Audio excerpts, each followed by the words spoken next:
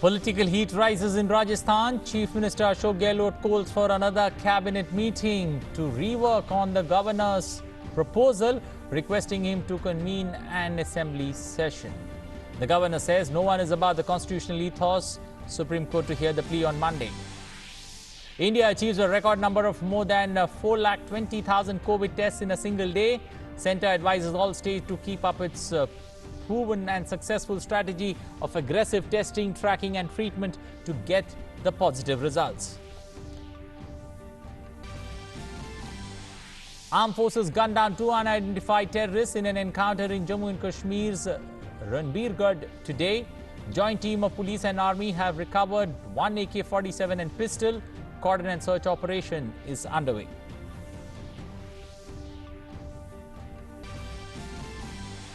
India extends humanitarian assistance to the people of North Korea under the aegis of the ongoing WHO's anti-tuberculosis program, sends $1 million worth medicines to treat the disease in the country.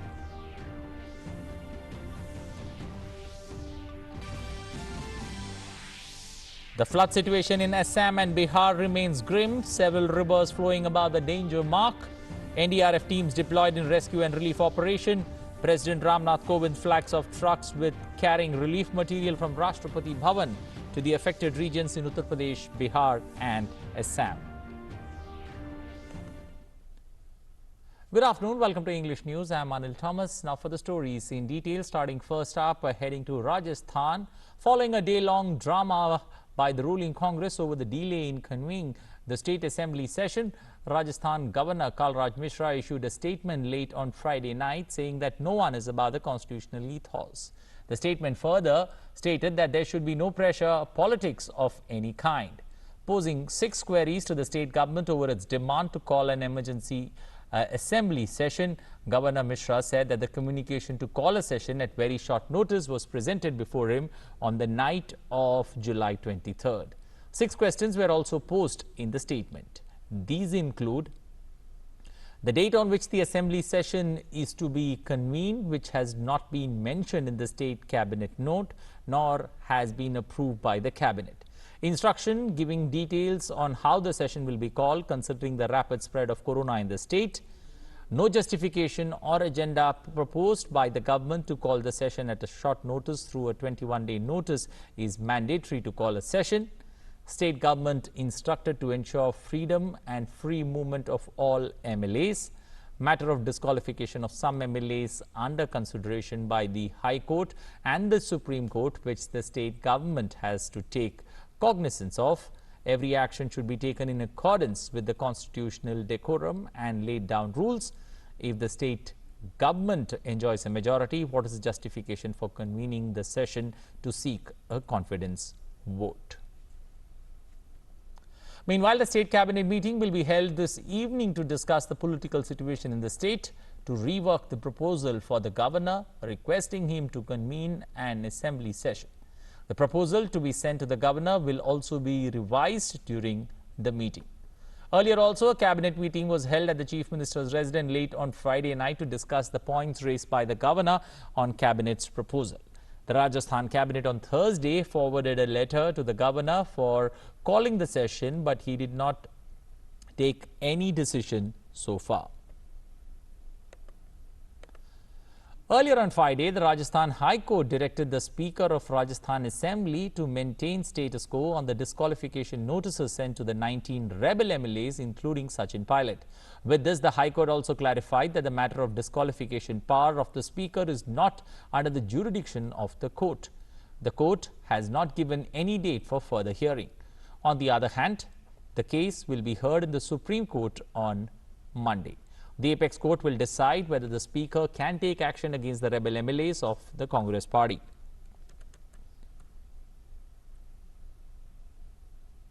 India has achieved a record number of more than 4,20,000 COVID-19 tests in a single day. The Ministry of Health and Family Welfare informed that the record number has come on the heels of 3,50,000 tests being done every day continuously over the period of last 1 week. Meanwhile, Union government has advised all states to keep up the strategy of aggressive testing, tracking and treatment, which may lead to higher number of daily positive cases, but would eventually achieve a decline, as has been demonstrated after Union government's efforts in Delhi.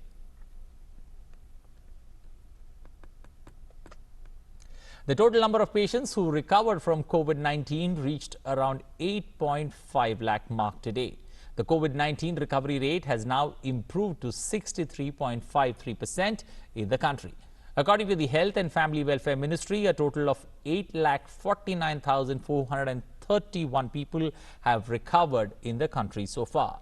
Presently, the total number of active COVID cases in the country stands at around 4,56,071.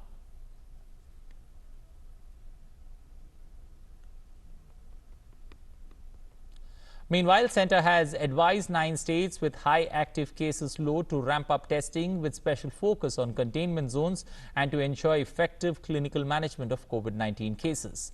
The high-level meeting was chaired by Cabinet Secretary Rajiv Gauba with the Chief Secretaries and Health Secretaries of the state of Telangana, Andhra Pradesh, Karnataka, Uttar Pradesh, Bihar, Odisha, West Bengal and Assam. The meeting was held as part of the coordinated strategy for effective containment and management of the COVID-19 pandemic. In keeping with the test, track, treat strategy, the states were advised to ramp up testing with special focus on containment zones. The states were also advised to have a clear focus on health infrastructure, including requisite number of beds, oxygen, and ventilators with the implementation of clinical protocols, ensuring the prescribed quality of care and seamless patient management.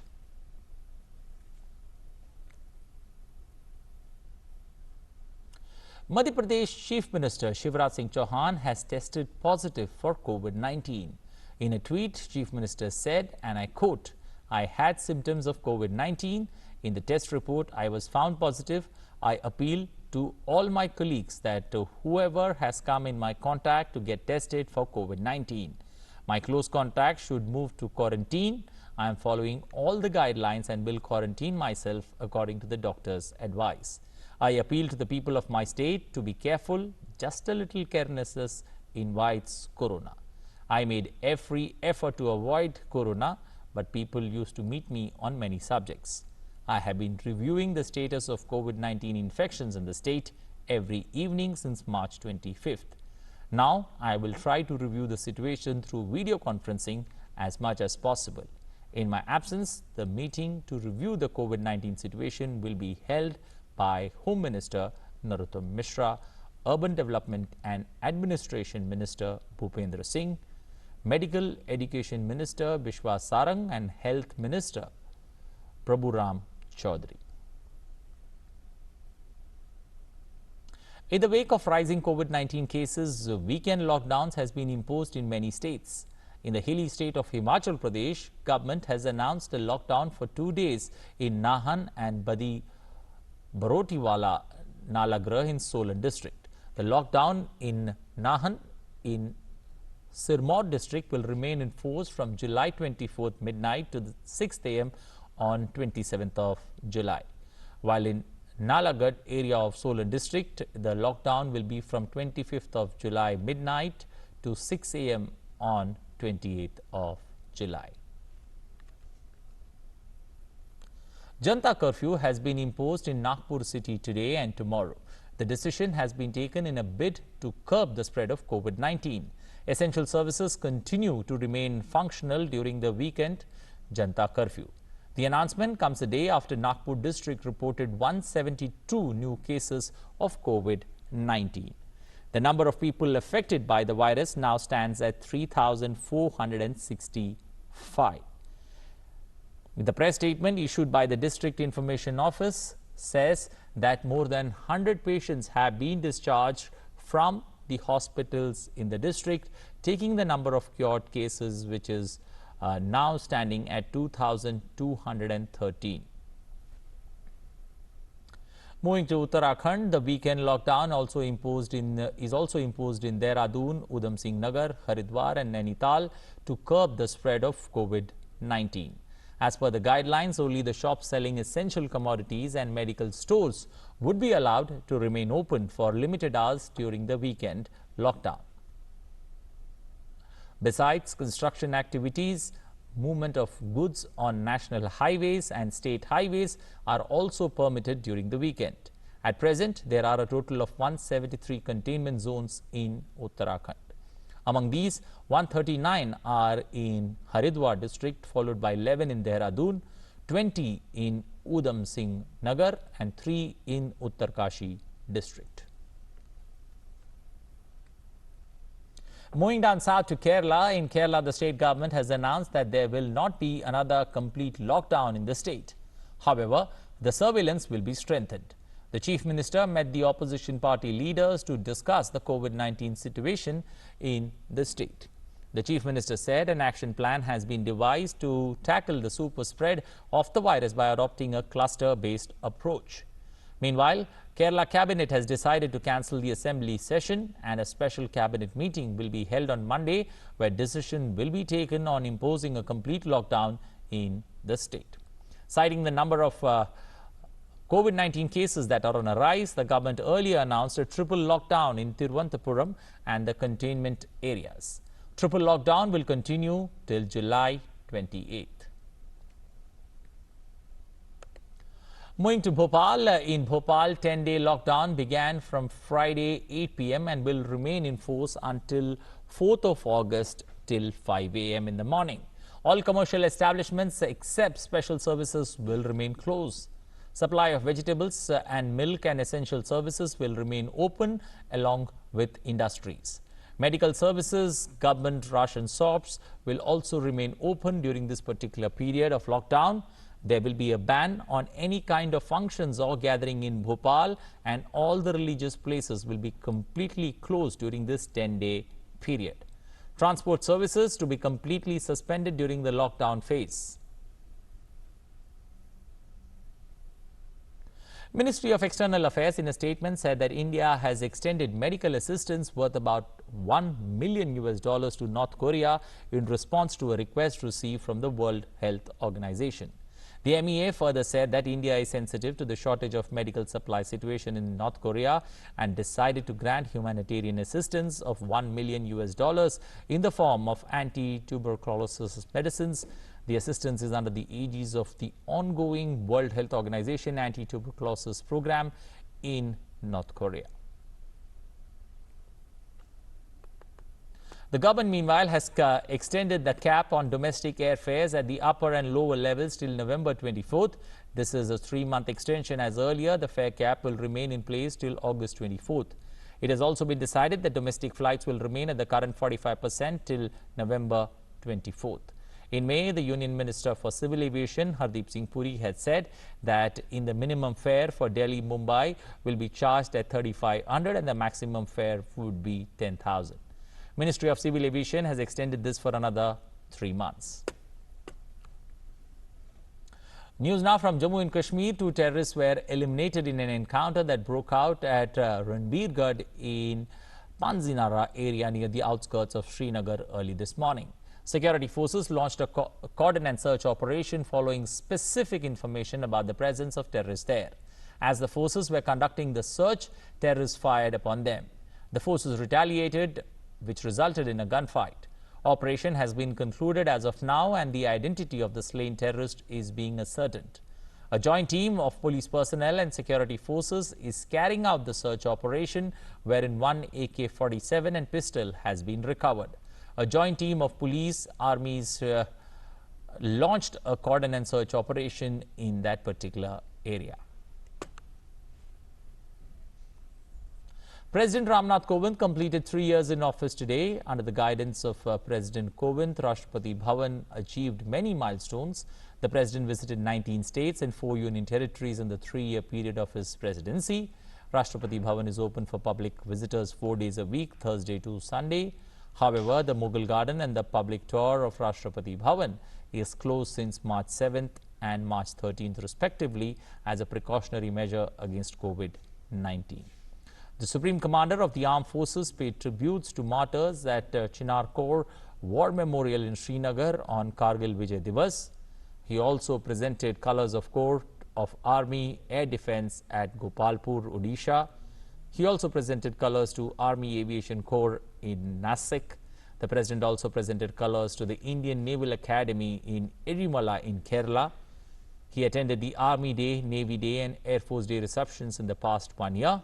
The President honoured and interacted with many achievers during the past 1 year. He is considered as everyone's president. On an average, President Kovind has met 20 persons per day, from soldiers to scientists, farmers to firefighters. The President appointed and administered oath of office to the Chief Justice of India.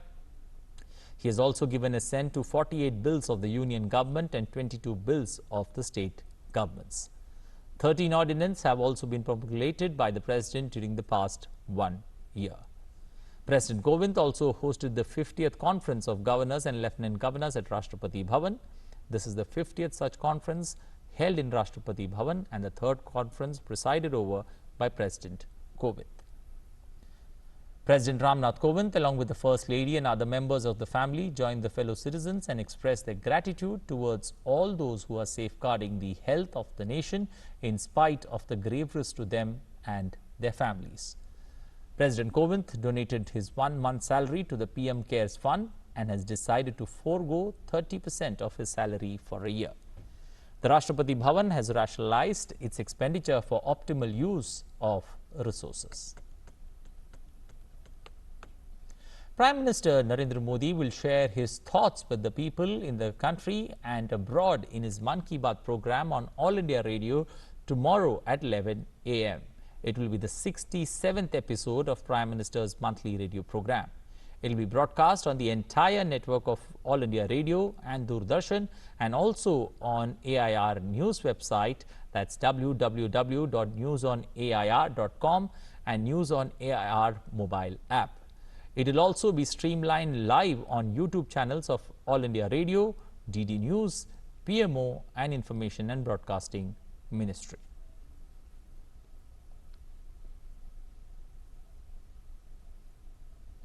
In some other news, Uttar Pradesh Chief Minister Yogi Adityanath will visit Ayodhya this afternoon. The Uttar Pradesh Chief Minister is likely to meet with officials and religious leaders over preparations for the August 5th ceremony that Prime Minister Narendra Modi is also scheduled to attend. The groundbreaking ceremony or Bhumi Pujan will be held inside the Ram Janmabhoomi complex. Earlier, Allahabad High Court had cleared the way for the Bhumi Pujan ceremony of Ram Mandir in Ayodhya. The High Court has dismissed a public interest litigation challenging the proposal to lay the foundation stone of the temple on August 5th.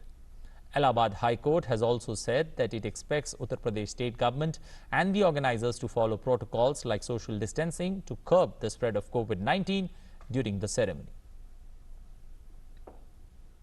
Moving to news from flood-affected states, 21 NDRF teams are working in Bihar and 16 NDRF teams are operating in Assam for flood relief and rescue operations. 3 teams each of NDRF are working in Saran, Gopalganj and East Champaran districts of Bihar. Apart from this, 1 team each in Katihar, Kishanganj, Araria, Madhubani, Muzaffarpur and Patna are helping the local administration in relief and rescue work. About 10 lakh people are reeling under the impact of flood. Meanwhile, 16 NDRF teams are working in 13 districts of Assam, out of which 4 teams have been deployed in Dhemaji alone. Apart from this, many more teams are being kept in an alert state in both states. The current wave of floods has affected 27 lakh people and washed away houses and livestock. Dhubri, Golpara and Barpeta are among the worst affected areas in Assam. Food poisoning is the most common problem faced by people during monsoon season. Improper food hygiene can affect the digestion. Our correspondent Kiran Bharadwaj spoke to Dr. Siddharth Srivastava about prevention of food poisoning. Let's listen in. Consuming contaminated and unhygienic food can cause the problem of food poisoning. What are the symptoms of food poisoning and what can be done to prevent this problem? Let's understand from Dr. Siddharth Srivastava. Welcome, Dr. Srivastava. Thank you. What are the causes of food poisoning and how does it present? Food poisoning is characterized by nausea, vomiting, and diarrhea. It is caused by germs present in the food. Germs can be bacteria, viruses, or the parasites. The germs enter the food by unhygienic practice of the person who is cooking it, not washing the vegetables and fruits very thoroughly, and not washing the knives and the chopper board on which it's being cut properly. If a person is suffering from food poisoning, what should be the management? Even if you have food poisoning, do not worry. Just rehydrate, means drink a lot of fluids and water. Take a small amount of food and multiple times. Avoid food which cause aggravation of the symptoms. When you require medical advice is severe diarrhea, high temperature, extremes of age, that is more than 70, less than 10 years of age, and people with special care like pregnant female and person who are on cancer therapy. What precautions should be followed to prevent food poisoning?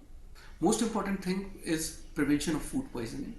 It can be done with proper hygiene. Wash your hands after going to washroom with soap and water before cooking the food. Wash the food and vegetables very thoroughly, especially if it is being used for salad, because it is not going to be cooked. You are going to eat it raw. Safety precautions are important for food. If you are drinking milk, it should be boiled or pasteurized. If you are eating a non-vegetarian food, it has to be completely thoroughly cooked. Taking care of hand hygiene and food hygiene will help to prevent the problem of food poisoning. Kiran Bhardwaj, DD News.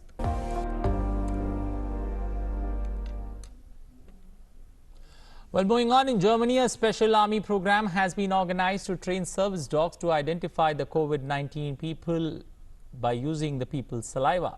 Service dogs can sniff out biochemical changes in body fluids caused by the virus.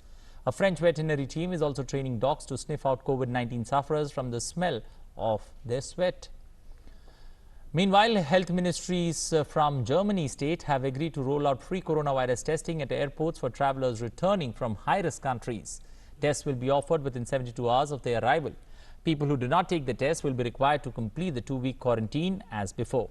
Those with the negative test result will not have to quarantine. Germany has registered over 2 lakh COVID-19 cases with more than 9,000 deaths. Let's now take a look at the updates on COVID-19 from across the world. So far, more than 6.43 lakh people have died globally. That's 6,43,000 people have died globally due to the virus. While if you look at the world numbers, when it comes to the positive rate of infection, that stands at 1,59 lakhs. United States is the worst affected with 42 lakhs and 48,000 cases there, along followed by Brazil, that's got 23 lakhs and 48,000 infections. The biggest problem that these two countries face is also the rate of fatalities that's pretty high. In America, the fatalities rate stands at 1,48,000, while Brazil trails behind the United States with the death toll crossing 85,000 there in the South American nation. Meanwhile, United Kingdom ranks third in terms of death toll with more than 45,000 fatalities, followed by Mexico and Italy. In other news, the United States Immigration and Customs Enforcement has announced new guidelines on Friday for foreign students. According to the guidelines, new international college students will not be allowed to come to the United States this fall if their courses are only online. The rules apply to non-immigrant students in new or initial status after March 9th under the Student and Exchange Visitor Program. Students from abroad who had enrolled in spring classes and already had student visas may remain in the country or come back after summer vacation, even if the university is offering only digital classes. Some universities, including Harvard and the University of Southern California, had already told their first-year international students they would be unable to come to the U.S. during the fall due to the ICE policy.